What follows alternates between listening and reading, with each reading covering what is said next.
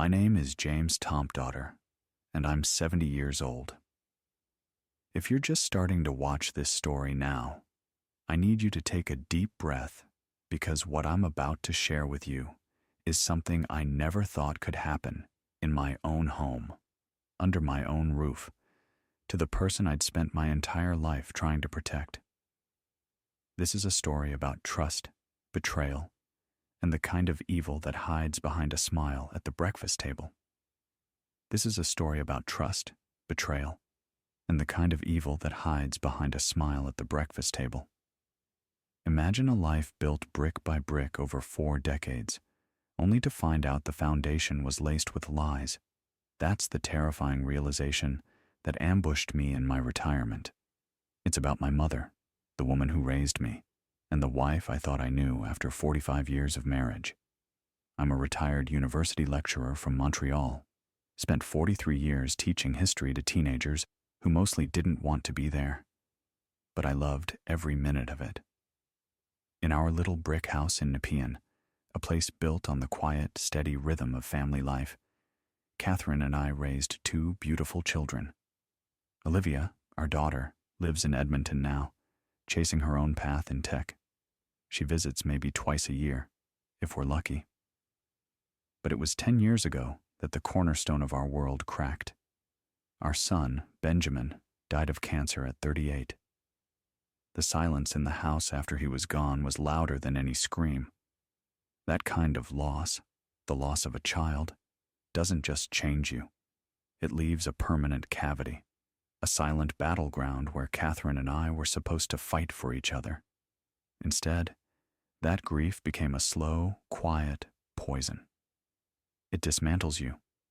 If you have ever had to watch a loved one fade, or if you've ever felt that cold dread about trusting someone completely, hit the like button and subscribe. This story is a warning that you need to hear from beginning to end. My mother, Eleanor, is 105. Sharp as a tack most of her life, but about 3 years ago, we started noticing things. She'd forget where she put her keys, call me by my father's name. Once she left the stove on and nearly started a fire in her apartment. The doctor said it was early-stage Parkinson's disease, not severe, but it was there, progressing slowly. She could still hold conversations, remember most of her life, recognize all of us, but she needed supervision. She couldn't live alone anymore. Olivia couldn't take her. Edmonton's expensive, her condo is tiny, and honestly, she's never been close to my mother. They had some falling out years ago over something I never quite understood. So, last September, sitting in the heart of our kitchen on a rainy Tuesday, the solution seemed simple and noble. Bring my mother, Eleanor, home. I brought it up. She's my mother, I told Catherine. She took care of me. It's my turn now. Catherine looked up from the paper, her reading glasses perched on her nose. She had that calculating expression, that slight hesitation, and then she folded the newspaper slowly. All right, she said, if that's what you want, but you'll need to be the primary caregiver. I agreed immediately. When she finally smiled, that familiar, warm, supportive smile I'd relied on for 40 years, I was filled with gratitude, not suspicion. That smile I'd seen 1,000 times over 4 decades. Warm, supportive, the smile of a partner who had your back. Looking back now, I wonder if I ever really saw what was behind that smile. Mom moved in the first week of October. We made the spare room, which had been Benjamin's room, into a sanctuary for her. Catherine even helped. For those first few weeks, the house was bright again. We'd eat together, 3 of us at the table, porridge, bagels, pancakes. Mom would be happy watching her game shows, calling out the answers. I was her primary caregiver. We did Sudoku, watched old movies. Those moments were precious.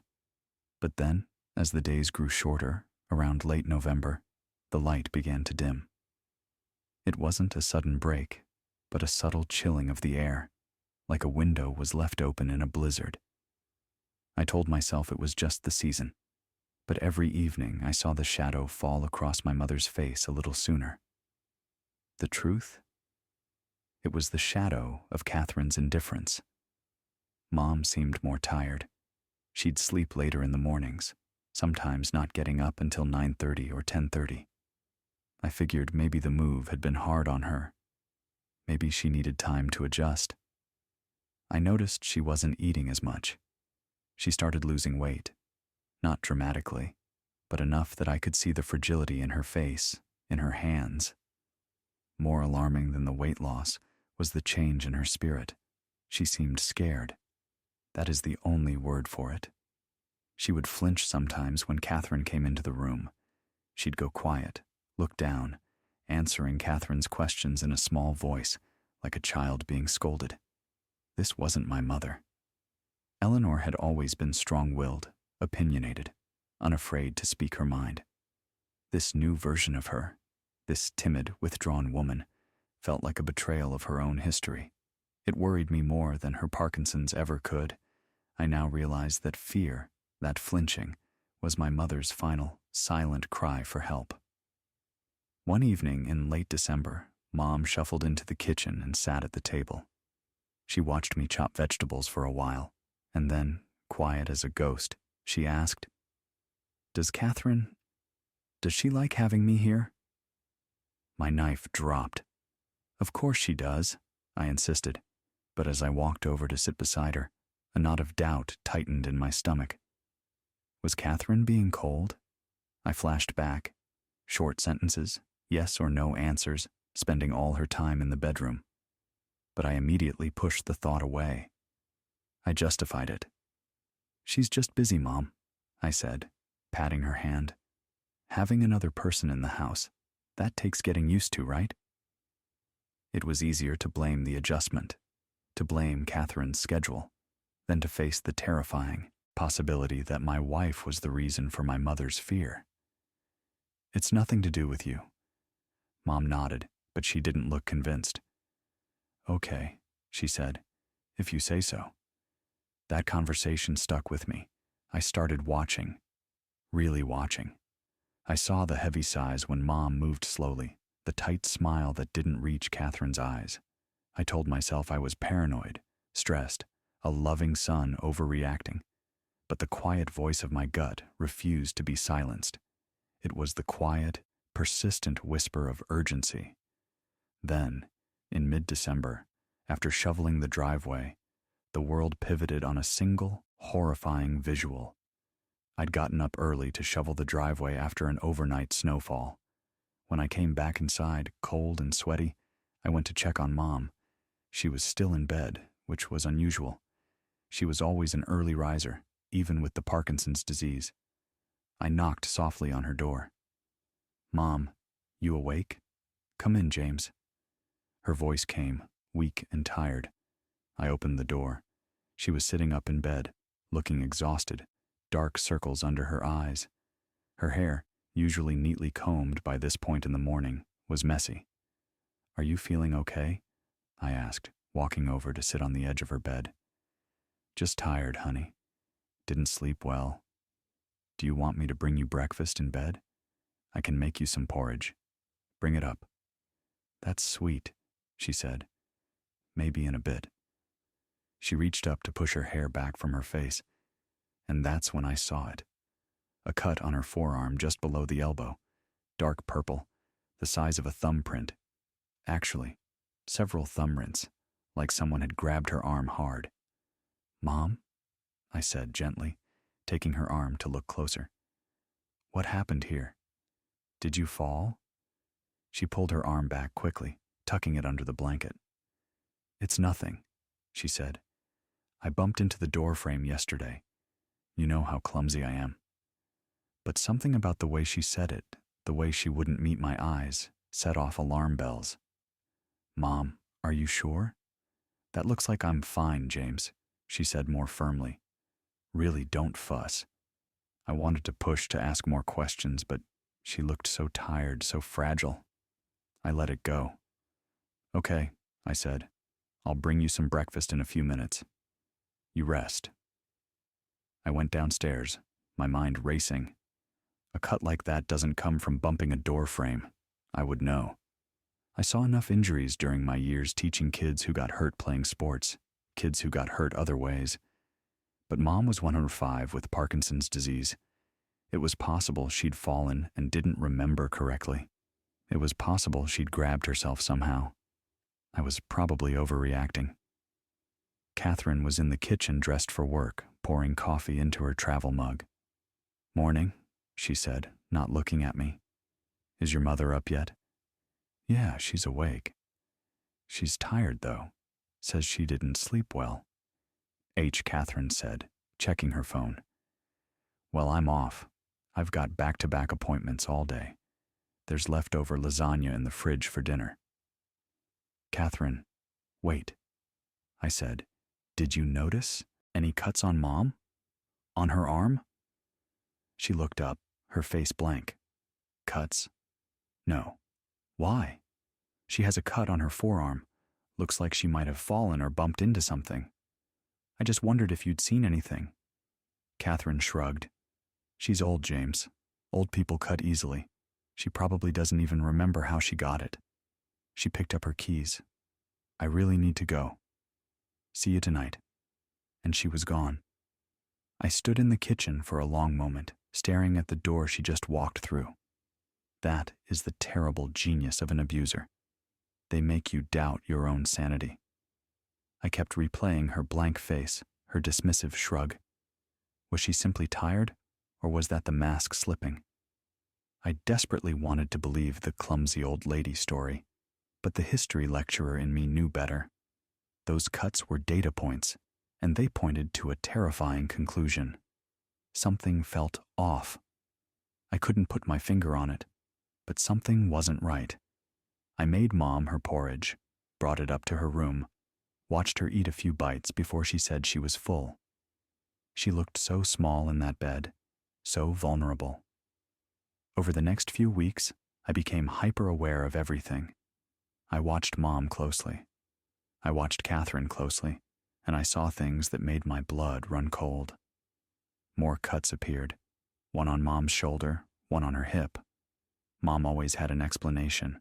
She'd fallen, she'd bumped into something. She was just clumsy. But her explanations were vague, uncertain, like she wasn't sure herself, and her fear of Catherine grew worse. If Catherine was in the house, Mom would stay in her room. If Catherine came into the living room, where Mom was watching TV, Mom would tense up, go silent, shrink into herself. One time, I walked into the kitchen and found Catherine standing over Mom, who was sitting at the table. Catherine was speaking in a low voice, too quiet for me to hear, but the expression on her face was hard, cold. When she saw me, her face immediately softened into a smile. "Just reminding your mother to take her medication," she said cheerfully, but Mom's hands were shaking as she picked up her pill bottle. I started losing sleep. Night after night, I'd lie in bed next to Catherine, listening to her breathe, wondering what was happening in my house, wondering if my wife, the woman I'd spent 45 years with, the woman I'd raised children with, could be hurting my mother. It seemed impossible, insane. Catherine wasn't a violent person. She'd never raised a hand to anyone in all the time I'd known her. But the evidence was there, the cuts, the fear, Mom's deteriorating condition. I thought about confronting Catherine directly, asking her outright if something was going on. But what would I say? "Are you abusing my father?" She'd deny it. She'd be offended. She'd make me feel crazy for even suggesting it. And if I was wrong, if I was just paranoid, it would destroy our marriage. 45 years of trust gone over an accusation I couldn't prove. But if I was right, I needed proof. I needed to see what was happening when I wasn't there, when I was asleep, because I'd started to notice something else. Mom's condition always seemed worse in the mornings, more tired, more cut, more frightened, like something was happening at night. That's when I decided to set up the microphone. I'm not proud of it. I'm not the kind of person who spies on people, who sets up hidden surveillance in his own home. It felt like a violation of privacy, of trust. But I kept thinking about my father, about how scared she looked, about those cuts, and I knew I had to do something. I had to know the truth. I went to an electronics store in downtown Montreal, told the young man working there that I wanted a small microphone for home security. He showed me several options. I picked one that was tiny, could be hidden easily, had motion sensor, and could record for hours on an audio recorder. It cost me $300. I paid in cash. Didn't want it showing up on our joint credit card statement. I brought it home and waited for the right moment. On a Wednesday afternoon, Catherine was at work. Mom was napping. I went into Mom's room. My hands were shaking as I looked around for a good spot to hide the microphone. It needed to have a clear view of Mom's bed, but it couldn't be obvious. I finally settled on the bookshelf across from her bed. I put the microphone behind a framed photograph of Mom and Dad from their 45th wedding anniversary. Adjusted the angle. The lens was tiny, barely visible. Unless you knew it was there, you'd never spot it. I turned it on, set it to motion-activated recording, and left the room. Then I waited. That night at dinner, I could barely eat. Catherine chatted about her day at work, some problem with a client's books. Mom picked at her food. I watched them both, my stomach in knots. After dinner, we all watched TV for a while in the living room. At 8:30, Mom said she was tired and wanted to go to bed. I helped her to her room, made sure she had everything she needed. "Good night, Mom," I said, kissing her forehead. "Sleep well." "Good night, honey," she said. She looked exhausted. I closed her door and went back downstairs. Catherine and I watched the news, then went to bed ourselves around 10:30. I lay there in the dark, Catherine beside me, waiting, listening. I don't know what I expected to hear. Footsteps, voices, but the house was silent. I must have fallen asleep eventually, because the next thing I knew, my alarm was going off. 5:30 in the morning. I got up carefully, not wanting to wake Catherine. Went downstairs, made coffee. My hands shook as I poured it. I knew what I had to do. I had to check that microphone, but I was terrified of what I might find. I waited until Catherine left for work at 10. Then I went up to Mom's room. She was still sleeping, breathing softly. I quietly retrieved the microphone from behind the photograph and took it to my office. My heart was pounding as I plugged the audio recorder into my computer. The video player opened. The recording had started at 12:05 a.m. the previous night, triggered by motion in the room. I clicked play. At first, it was just Mom sleeping. The motion sensor gave everything a green tint. I could see her chest rising and falling peacefully under the blankets. For several minutes, nothing happened. I started to feel foolish. What did I think I was going to see? Then, at 1:17 a.m., according to the timestamp, the door opened. Catherine walked into the room. She was wearing her nightgown, moving quietly. She walked over to Mom's bed and stood there for a moment, looking down at her. I watched, confused. Was she just checking on Mom? Making sure she was okay? Then Catherine reached down and shook Mom's shoulder hard. Mom woke up, disoriented, confused. I couldn't hear what they were saying clearly. The microphone didn't have great audio, but I could see Mom's face. Fear. Immediate, stark fear. She tried to sit up, but Catherine pushed her back down, and then Catherine started talking to her, leaning close to Mom's face, speaking directly at her. I couldn't make out all the words, but I caught fragments. Burden. Ruining my life. Should be in a home. Pathetic. Mom was crying, silent tears running down her face as Catherine bared her. It went on for 12 minutes. 12 minutes of my husband verbally abusing my father, saying things I couldn't fully hear, but could imagine. Mom just lay there crying, not fighting back, too confused and scared to defend herself. Then Catherine grabbed Mom's arm, the same arm where I'd seen the cut. She gripped it hard, her fingers digging into the flesh, and yanked Mom halfway out of bed.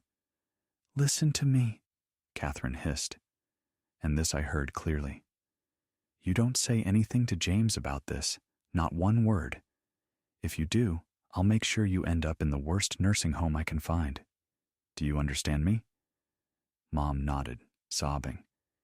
Catherine shoved her back onto the bed and left the room. The whole thing had lasted maybe 18 minutes. On the video, I watched Mom curl up under her blankets, crying into her pillow, alone in the dark. I sat at my computer, staring at the screen, unable to move, unable to breathe. This couldn't be real. This couldn't be my husband. Catherine, who I'd spent 45 years with. Catherine, who'd been a good mother to our children. Catherine, who'd held my hand at Benjamin's funeral and promised we'd get through anything together. But it was real. I just watched it happen. I just watched my wife abuse my mother in the middle of the night when she thought no one was watching. And suddenly, everything made sense.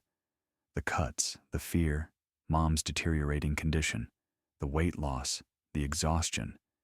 This wasn't the first time. I realized with a sickening certainty that the monster in the dark was the woman sleeping next to me. This wasn't just a betrayal of our vows. It was a crime hiding in plain sight. Take a moment to think about the elderly in your own life. This silent horror is happening in countless homes right now. If this video opens your eyes, you have a duty to share it. This conversation cannot stay silent. This had been happening over and over every night for weeks, maybe months. I don't know how long I sat there, long enough that I heard Mom stirring, getting up. I closed the video player quickly, shoved the microphone in my desk drawer, and went to check on her. She was in the bathroom, moving slowly, painfully. When she came out and saw me, she flinched. "It's okay, Mom," I said gently. "It's just me. Let me help you downstairs. I'll make breakfast." Over porridge, I watched her closely. She was pale, exhausted, barely touching her food. I wanted to tell her I knew. I wanted to hold her and promise her it would never happen again. But I couldn't. Not yet. Because I knew if I confronted Catherine without a solid plan, she'd deny everything, destroy any evidence, maybe even try to have Mom declared incompetent so her word wouldn't hold up. I needed more evidence. I needed to document everything. And I needed to figure out the right way to get Mom to safety and get Catherine out of our lives. I kept the microphone running. Every night, I'd retrieve the audio recorder in the morning and save the videos to an encrypted folder on my computer. And every night, the same thing happened. Catherine would wait until she thought I was asleep, then go to Mom's room. Sometimes she'd hit Mom, slap her face, pinch her arms. Sometimes she'd just stand there and verbally abuse her, calling her names, telling her she was worthless, that she'd ruined Catherine's life by coming to live with us. Sometimes she'd force pills down Mom's throat. Painkillers, I think, to keep her sedated during the day so she'd be less trouble. I documented it all, 5 nights of video evidence, and every morning I'd sit with Mom at breakfast, my heart breaking, pretending I didn't know because I was building a case. I called a social worker, an elder care advocate named Sarah Levin that a former colleague recommended. I met with her privately, showed her the videos on my laptop in her office. She watched them, her face getting harder with each one. When they finished, she looked at me and said, "Mr. Tompdaughter, this is elder abuse, criminal abuse. Your wife could face jail time for this.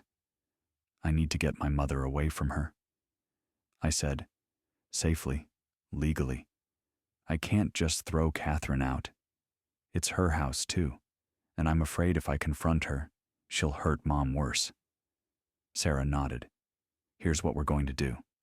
First, you need to get your father to a doctor today, if possible.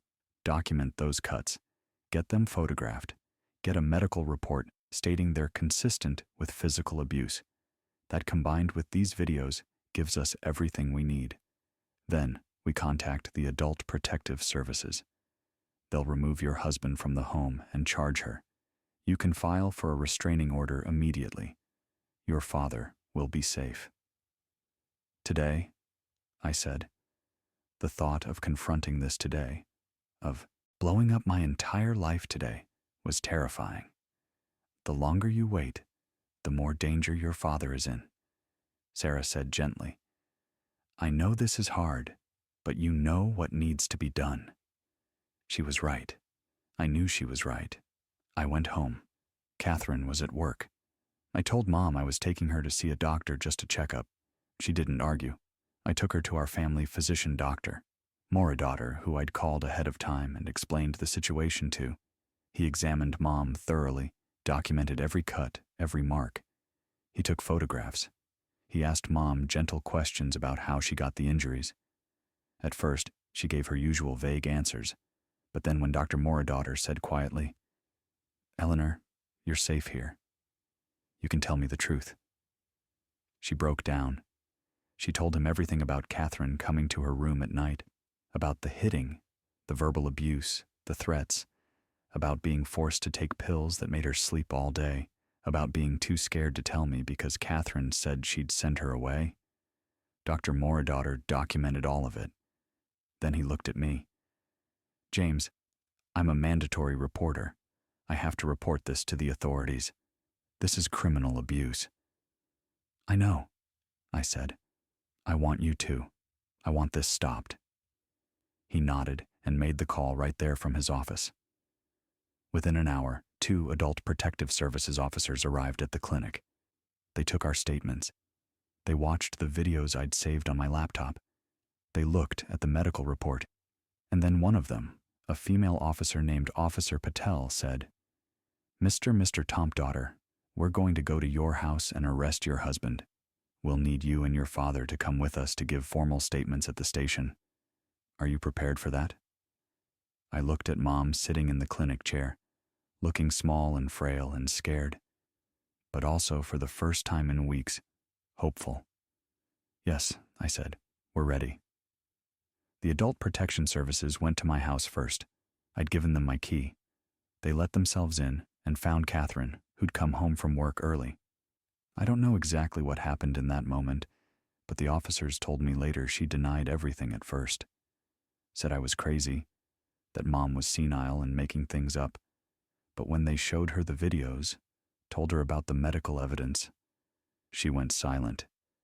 They arrested her, charged her with assault, elder abuse, forcible confinement. They took her to the station, processed her, held her in custody. Meanwhile, Mom and I were at a different Adult Protective Services station giving our statements. It took hours. They were gentle with Mom, patient when she got confused or forgot details. They asked me about the timeline, about when I first suspected something about setting up the microphone. By the time we finished, it was evening. Officer Patel drove us home. The house felt different without Catherine there. Empty, cold, but also for the first time in months. Safe. I made Mom some soup for dinner. We ate in silence, both of us exhausted, processing what had just happened. Thank you, Mom said quietly as I helped her to bed that night. Thank you for believing me, for saving me.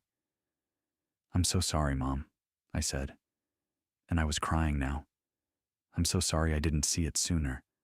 I'm sorry I let this happen to you. She took my hand. You didn't let anything happen, James. You stopped it. That's what matters. The legal process that followed was brutal. Catherine was released on bail with a no-contact order, meaning she couldn't come near Mom or me. She moved in with her sister in Bar Haven. I filed for separation agreement immediately. She fought me on everything, tried to claim the videos were illegal, that I'd violated her privacy. But Sarah, my social worker, shut that down fast. You can't claim privacy when you're committing crimes. The criminal trial happened 8 months later. The Crown prosecutor was fantastic, a woman named Amanda Singh, who treated Mom with such respect and dignity throughout the whole ordeal. She presented the videos in court, the medical evidence, Mom's testimony, which she gave bravely despite her confusion and fear. my testimony about what I'd observed. Catherine's defense social worker tried to paint me as vindictive, claimed I'd manipulated Mom against Catherine, that the videos were taken out of context. But how do you take elder abuse out of context? The jury saw through it. They deliberated for less than 2 hours, guilty on all charges. The judge sentenced Catherine to 110 months in prison, followed by 3 years probation. She'd never be allowed to work with vulnerable populations again. She'd have a criminal record for the rest of her life. Our separation agreement was finalized while she was serving her sentence. I got the house. She got nothing. I didn't care about the money or the property. I just wanted her gone. Mom lived with me for another year after the trial.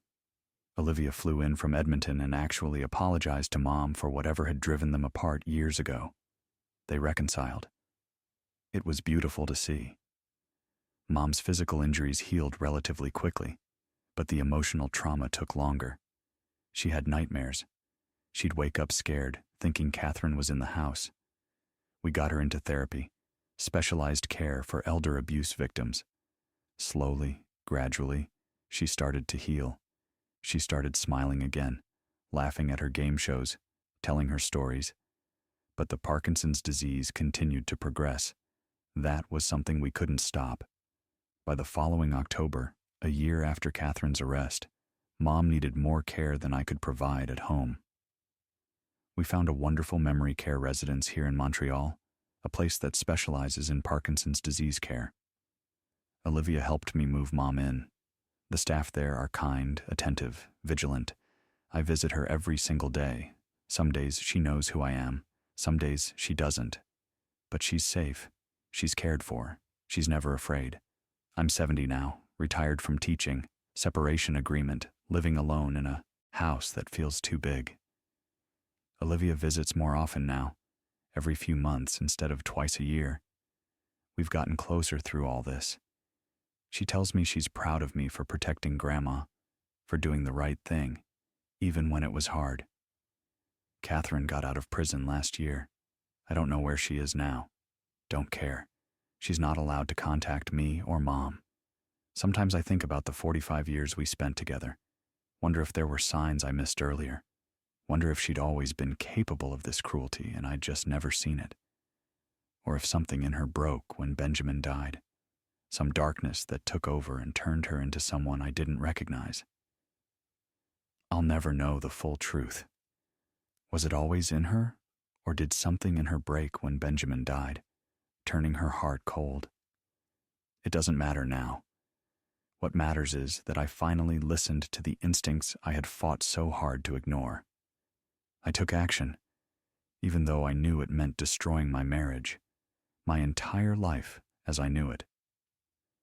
That is the final call to action I want to give you. I protected my mother when she couldn't protect herself. Family is not defined by blood or a marriage certificate. It is defined by the promise to stand up against cruelty, even when the monster is wearing the most familiar face in your life.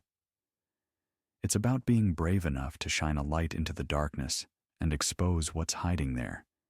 If you're in a situation like mine where you suspect someone you care about is being abused, please act. Don't wait. Don't hope it will get better. It won't get better on its own. Get help. Contact Adult Protective Services, the Child Protection Services, Elder Abuse Hotlines. In Australia, we have resources. Every province has reporting mechanisms for elder abuse. Use them.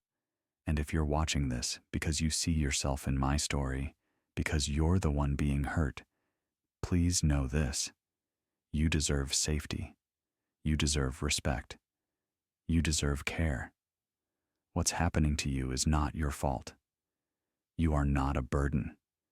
You are a human being with dignity and worth.